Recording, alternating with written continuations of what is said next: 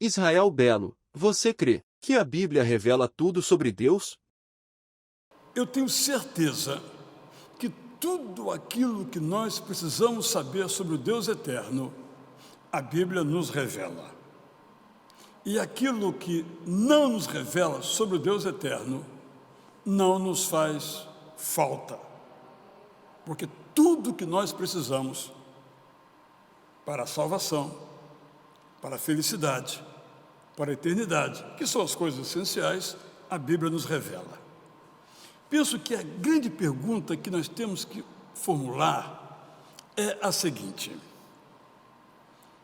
Deus escreveu a Bíblia? A resposta é óbvia, mas a pergunta é importante, mais do que a resposta, diria eu.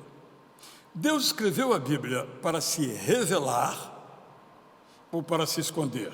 E a resposta é óbvia, para se revelar.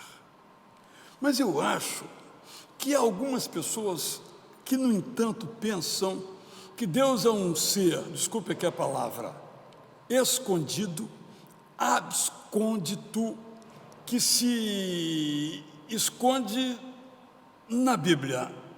É preciso buscar alguma coisa por trás da Bíblia para chegarmos ao Deus eterno. Não, definitivamente não.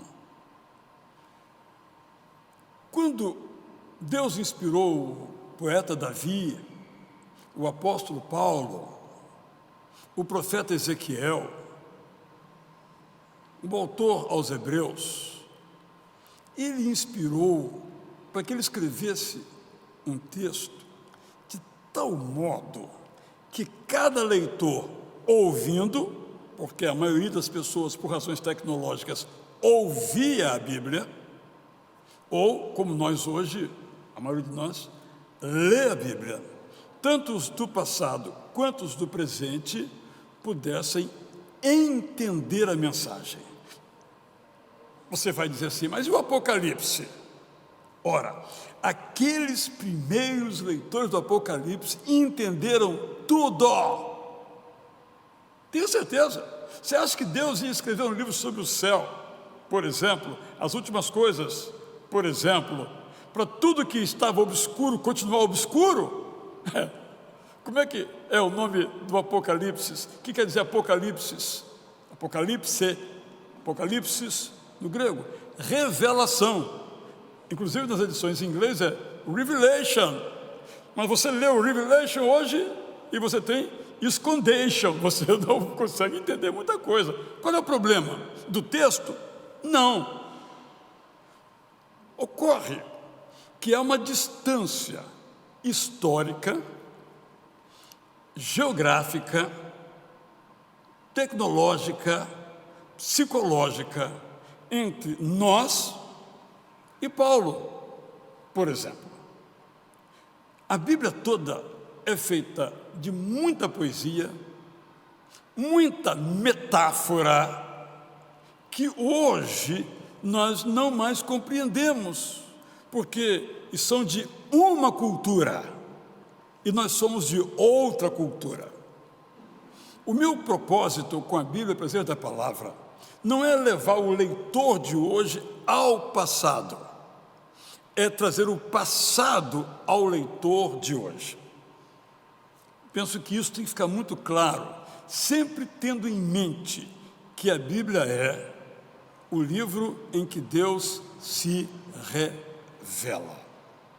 Então ele se revelou a pessoas que falavam hebraico, aramaico e grego.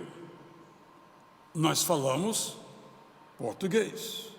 A maneira de nós construirmos uma frase é diferente da maneira grega e da maneira hebraica. Toda tradução, portanto, não pode ser literal, porque nós não conseguimos compreender. Ela tem que ser literária, isto é, tem que pegar as palavras e trazer essas palavras para os nossos dias. E mais do que isto, tem que pegar o sentido do texto e trazer para os nossos dias. Dou um exemplo e finalizo. Um dos provérbios diz que quem perdoa encobre uma multidão de transgressões. O que quer dizer isso? Eu leio, e como está correta a tradução, quero salientar isso, não estou corrigindo traduções com a minha versão, estou buscando trazê-la de um modo que as pessoas entendam. Quando os primeiros leitores lá de Salomão ouviram, leram esse provérbio, entenderam. Nós hoje temos dificuldade, transgressão já não é mais uma palavra do nosso vocabulário, por exemplo. O que está dito nesse texto? É essa ideia que temos que trazer. Aquele que perdoa, por exemplo, faz amigos. E outras ideias, eu estou só mencionando qual é a intenção de Deus, usando Salomão, ao nos trazer esse pensamento. Isso se aplica às histórias de Jesus, a tudo aquilo que nós temos que fazer. Então, eu só quero enfatizar isso. Nós precisamos ler um texto bíblico que nos apresente, nos revele, nos descortine com alegria, com plenitude, quem Deus é e o seu projeto de graça para todos nós. Boa leitura da Bíblia, prazer da palavra.